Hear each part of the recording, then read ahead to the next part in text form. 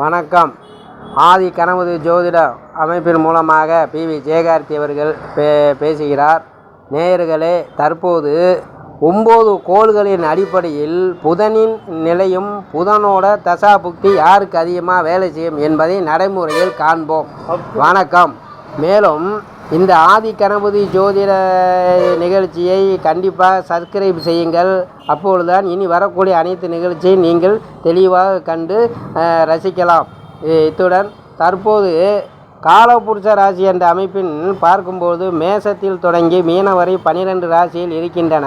இந்த 12 ராசிகளும் டிகிரி அடிப்படையில் மேசம் 30 முதல் மீனம் 360 வரை 30 பிரிக்கப்பட்டு 27 நட்சத்திரம் பாகை டிகிரிக்குள் பாக அடிப்படையில் கொண்டு வரப்பட்டுள்ளது.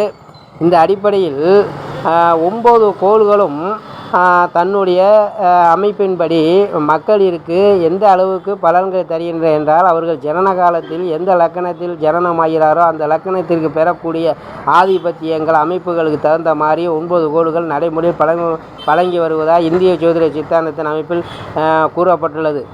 மேலும் 9 கோள்கள் சூரியன், சந்திரன், செவ்வாய், புதன், குரு என்ற வியாழன், சுக்கிரன், சாட்டன் என்ற சனி, ராகு, கேது என்ற 9 கோள்களும் அடிப்படையில் எந்தெந்த லக்கணங்களுக்கு நன்மைகள் செய்யும் என்பதை இப்போது தெளிவாக காண்போம். அதில் முக்கியமாக புத பகவானை பற்றி எடுத்துக்கொள்வோம்.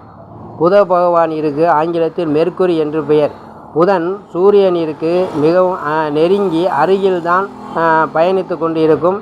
எனவே புதன் எப்பொழுது வக்கரம் பெறுகிறார், எப்போது வக்கர நிவர்த்தி அடைகிறார் என்பதை சூரியனோட அருகில் இருக்கக்கூடிய அமைப்பில் இருந்து டிகிரி சுத்தமாக பார்த்து தான் நாம் தெரிந்து கொள்ள முடியும்.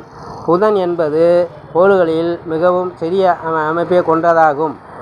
சூரியனிற்கு பெரும்பாலும் ஜனன காலத்தில் சூரியன் இடம்பெற்ற ராசிக்கு ஒரு ராசி முந்தியோ அல்லது பிந்தியோ அல்லது இரண்டும் சேர்ந்தோ இப்படி தான் புதன் பயணம் செய்யக்கூடிய அமைப்பாக இருக்கும் என்ற அடிப்படையில் காலபுருஷ ராசி மேசத்திலிருந்து தொடங்கி மிதுனம் மற்றும் கன்னி என்ற 2 ராசிகளுக்கு ஆதிபத்தியம் கொண்டவர் புத பகவான். புத பகவானின் அதிதேவதை மகாவிஷ்ணு ஆவார். புத பகவானிற்கு ஆங்கிலத்தில் மெர்க்குரி என்று குறிப்பிடுகிறார்கள். இந்த புதன் ஒரு ஜாதகத்தில் வலுத்தால் அவருடைய கல்வி மற்றும் தபால் துறை மற்றும் தொலை தொடர்பு, மக்களிடம் திறமையாக பேசக்கூடிய பேசும் சக்தி, தாய் மாமன் நிலை, இது அனைத்தும் பிரதிபலிக்கக்கூடியவர் புதன். அந்த அமைப்பில் அந்த ஜாதகர் மிகவும் சிறப்பாக இருப்பார் என்பதை நாம் புத மகா திசை நடைமுறை இருக்கும்போது தெளிவாக அறிந்து கொள்ளலாம்.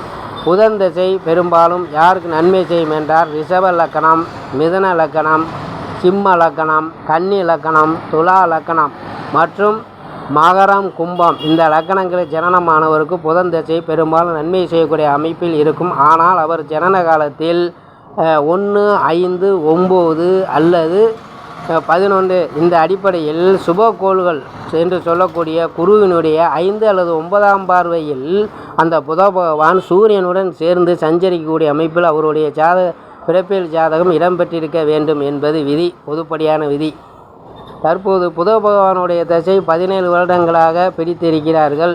9 கோள்களிற்கும் தசாபுத்தி அமைப்பு என்று தற்போது சுருக்கமாக உங்களிடம் கூறிக்கொள்கின்றேன். சூரியனிற்கு 6 வருடம், சந்திரனிற்கு 10 வருடம், செவ்வாய்க்கு 7 வருடம், புத பகவானிற்கு 17 வருடம், குரு பகவானிற்கு 16 வருடம், சுக்கிரன் என்று சொல்லக்கூடிய வீனஸ் மேல்நாட்டினரால் காதல் கோள் என்று அழைக்கக்கூடிய சுக்கிரனிற்கு 20 வருடம், சனி பகவானிற்கு 19 வருடம், ராகுவிற்கு 18, கேதுவிற்கு 7 என்று பிரித்துள்ளார்கள் தசாபுத்தி.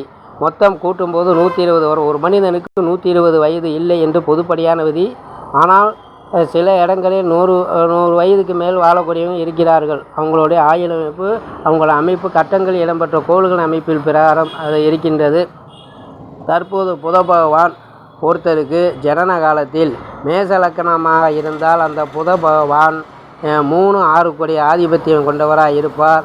அவர் பெரும்பாலும் ரிஷபம் அல்லது மிதுனம் அல்லது சிம்மம் அல்லது விருச்சிகம் இந்த மாதிரி இடங்களில் இடம்பெற்றிருந்தால் நற்பலன்கள் வரக்கூடிய தசை அமைப்பின்படி 4வது தசையாகவோ அல்லது 6வது தசையாகவோ 8 அல்லது 9ஆக வந்தால்தான் புத பகவான் நன்மையை செய்வார். ஆனால் மேச லக்கணத்திற்கு 5 கூடிய சூரியனுடன் சேர்ந்து இருக்க வேண்டும் முதல் விதி.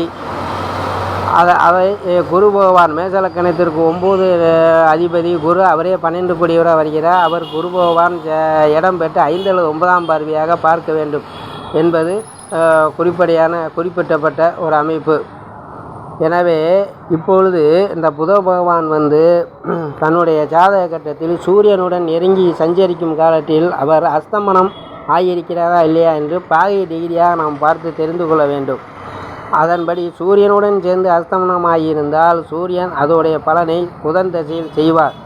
எந்த கோளும் சூரியன் நெருங்கும் போது சூரியனால் எரிக்கப்படும் என்பது பொதுப்படையான விதி. காரணம், சூரியன் ஒளி பொருந்திய நெருப்பு கோள். எனவே சூரியனிற்கு 12 அல்லது 15 பாகை டிகிரி வித்தியாசத்தில் இருந்தால்தான் அந்த கோள் சூரியனோடு சேர்ந்திருக்கும் போது அதோடைய தசாபுத்தி நன்மை செய்யும், பொதுப்படையான விதி. சூரியனிற்கு 8 டிகிரிக்குள் இருந்தால் கண்டிப்பாக அந்த சூரியனுடன் இணைந்துள்ள கோளோட தசாபுத்தி வரும்பொழுது சூரியன் தான் அதோடைய பலனை செய்வார். ஆனால் ராகு கேது இந்த அமைப்பு இல்லை. ராகு கேது இது மாதிரி அமைப்பில் இருந்தால் சூரியனுடைய பலம் குறையும். சூரிய தசை அல்லது மற்ற திசையில் வரும்போது சூரிய புக்தி நன்மை செய்யாது. ராகு கேது சூரியனிற்கு பகை, கிரகண அமைப்பில் வரும். எனவே இந்த அடிப்படையில் புத பகவான் பெரும்பாலும் நல்ல இடங்களில் இருந்தால் நற்பலன்களை தருவார். அவர் கல்வி மற்றும் தபால் தந்தி, தொலைத்தொடர்பு, ஒரு மனிதனின் சிந்தனை ஆற்றல், சிந்திக்கும் திறன், புத்தி கூர்மை போன்ற அனைத்திற்கும் முக்கிய காரணம் பெற்றவர் புத பகவான் தான். வாரத்தில் புதன்கிழமை நடுநிலைமையாக வைத்திருக்கிறார்கள். ஞாயிறு, திங்கள், செவ்வாய் என்று 3 இதுக்கு அடுத்து புதன் கிழமை வருகிறது. அடுத்து வியாழ, வெள்ளி, சனி என்று 3 கிழமை இருக்கிறது. ஆகவே இந்த 7 இதுக்கும் நடுநிலைமையாக புதன் கிழமை உள்ளதால் புதன் அகப்பட்டாலும் புதன் அகப்படாது என்று பொதுப்படையாக ஜோதிடத்தில் சொல்லியிருக்கிறார்கள். பொன் அகப்பட்டாலும் புதன் அகப்படாது அப்படிங்கிற ஒரு மொழி ஜோதிடத்தில் சொல்லப்பட்டது.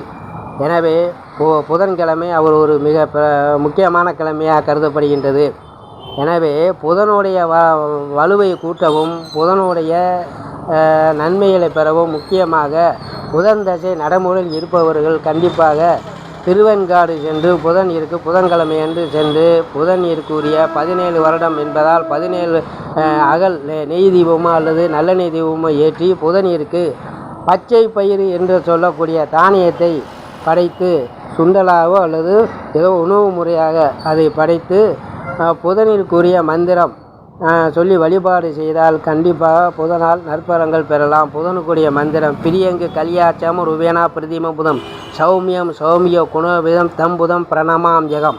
இந்த மந்திரம் வியாசபவனால் சொல்லப்பட்டது. 9 கோளிற்கும் வியாசபவனால் சொல்லப்பட்ட 4 வரி வடமொழி சொல்லவும் இருக்கின்றது. எனவே புதனிற்குரிய மந்திரம் மறுபடிக்கும் கூறுகின்றேன். பிரியங்கு கல்யாச்சாம ருபேனா பிரதிமம்புதம் சௌமிய குணோபிதம் தம் புதம் பிரணமாம் யகம்.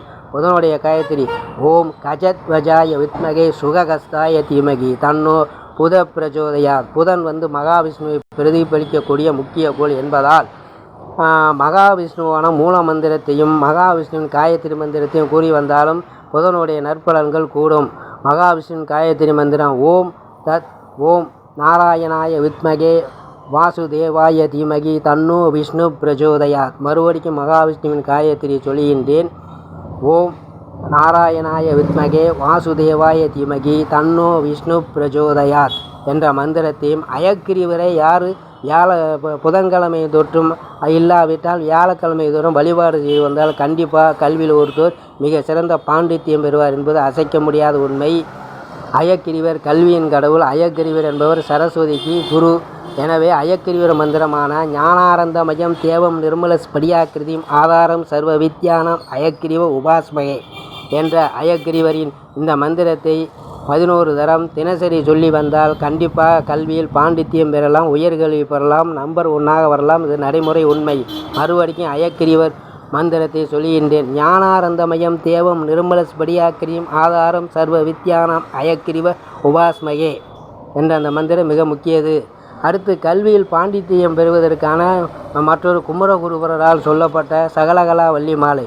இந்த 10 பாடலையும் விடாமல் பயின்று வந்தால் கண்டிப்பாக பாராயணம் செய்து வந்தால் கல்வியில் ஒருத்தர் பாண்டித்யம் பெறலாம். எனவே ஒரு ஜாதக கட்டத்தில் ஒருத்தர் கல்வியில் சிறந்து விளங்க புதனின் முக்கியத்துவம் ரொம்ப அவசியம் என்பதை இத்துடன் கூறிக்கொண்டு மேலும் புதனை பற்றி பிறிதொரு எபிசோடில் கூறுகின்றேன். வாழ்க வளமுடன். என்னுடைய ஆதி கணபதி ஜோதிடம் என்ற யூடியூப் சேனலை சப்ஸ்கிரைப் செய்யாதவர் சப்ஸ்கிரைப் செய்து கொள்ளுங்கள். இன்னும் பல நிகழ்ச்சிகள் இருக்கின்றன.